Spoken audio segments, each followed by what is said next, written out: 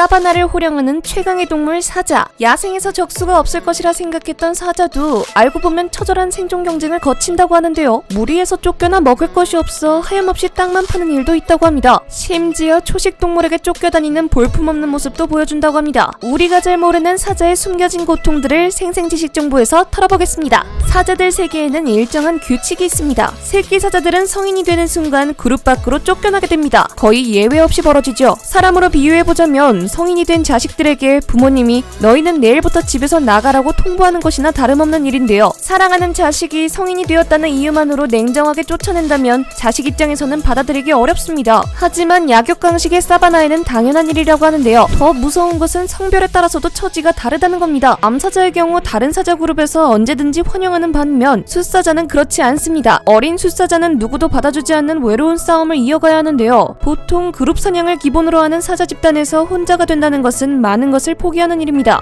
사바나에 살고 있는 초식 동물들은 자신들을 보호할 무기를 잘 갖추고 있죠. 날카로운 뿔을 지닌 버팔로나 빠른 다리를 가진 가젤들이 대표적입니다. 혼자서 사냥하려면 이들보다 더 빠르게 혹은 이들을 순식간에 제압할 힘이 필요합니다. 하지만 무리에서 갓 떨어진 숫사자가 이들을 쉽게 제압하는 건 불가능합니다. 먹이를 구하기 어렵다는 단점 외에도 다른 사자 그룹에게 쫓긴다는 어려움도 존재합니다. 앞서 사자들은 그룹 사냥을 기본으로 한다고 말씀드렸죠? 맞습니다. 쫓겨난 그룹과는 다른 그룹이 사바나에는 있고 그들과의 경쟁에서 먹이를 쟁취해야 합니다. 그런데 이게 말이 쉽지 실제로는 정말 어려운 일입니다. 사자 집단이라 불리는 프라이드에는 숫사자 1마리에서 3마리, 암사자 10마리 정도가 속해 있습니다. 이보다 더 큰 그룹도 존재하고요. 무리에서 떨어진 어린 숫사자가 이들과의 경쟁에서 이기기는 쉽지 않습니다. 힘도 딸리지만 무엇보다 쪽수에서 불리하거든요. 보통 사냥을 담당하는 사자들은 암사자들입니다. 하지만 상대가 숫사자일 경우 예외인데요. 알파메일이라 불리는 무리의 수컷이 무리에서 떨어진 숫사자를 상대하는데요. 그룹을 이끄는 대장인 만큼 몸집도 크고 스피드나 힘에 있어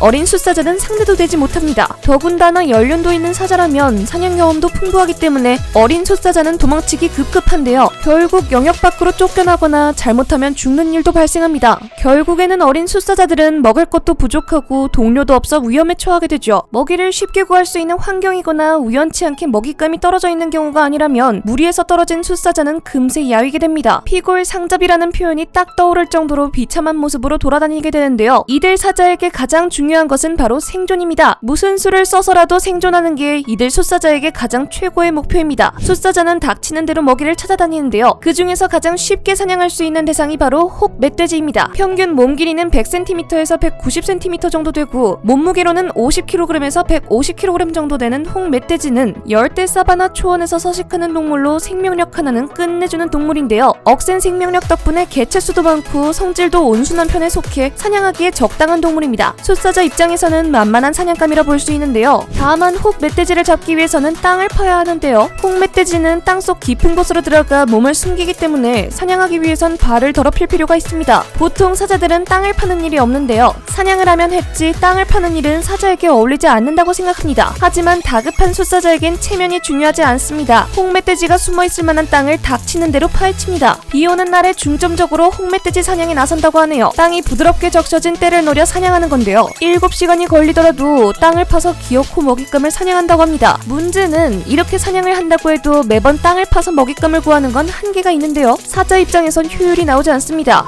식성을 바꾸는 것은 어떨까요? 라이온킹에서 나온 것처럼 벌레를 먹고 산다면 가능하지 않을까요? 이것도 불가능에 가깝습니다. 만약 사자가 벌레로 먹고 산다면 24시간 내내 벌레를 씹어먹어도 에너지를 제대로 보충할 수 없다고 합니다. 어린 숫사자가 살아남는 것은 거의 불가능에 가까운 일이라 할 수 있는데요. 그럼 숫사자는 이대로 죽어야만 할까요? 꼭 그렇지는 않습니다. 살아남을 수 있는 방법이 있긴 한데요. 추방당한 어린 사자들이 모여 그룹을 형성하는 것이 하나의 방법입니다. 무리에서 추방당한 사자들이 한 마리만은 아닐 테니 생존을 위해 숫사자들끼리 프라이드를 만들면 됩니다. 무리 사냥으로 기운을 회복하고 체력을 보존하면 생존 확률이 올라갑니다. 아니면 프라이드로 복귀하는 방법이 있는데요.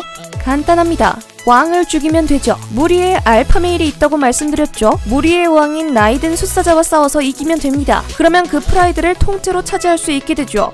프라이드에 소속된 암사자들은 새로운 왕에게 충성을 보일 거고요. 어려운 확률이지만 프라이드의 숫사자의 나이가 많아 제대로 된 힘을 발휘하지 못한다면 충분히 가능한 일입니다. 인간 사회에서 잘 살려면 무수히 많은 어려움을 뚫고 이겨내야만 안정적으로 살 수 있습니다. 사바나의 최강자라 불리는 사자는 이런 어려움들이 없을 것이라 생각했는데요. 막상 살펴보니 살기 위해 정말 많은 노력을 하는 것을 알 수 있습니다. 인간 사회나 야생이나 어느 위치에 있던 간에 힘든 건 매 한 가지네요. 가슴 한켠에 숫사자에 대한 동정심이 생겨납니다. 다음에는 더 유익한 정보로 찾아뵙겠습니다. 구독과 좋아요 잊지 마시고 꼭 눌러주세요. 지금까지 생생지식 정보입니다.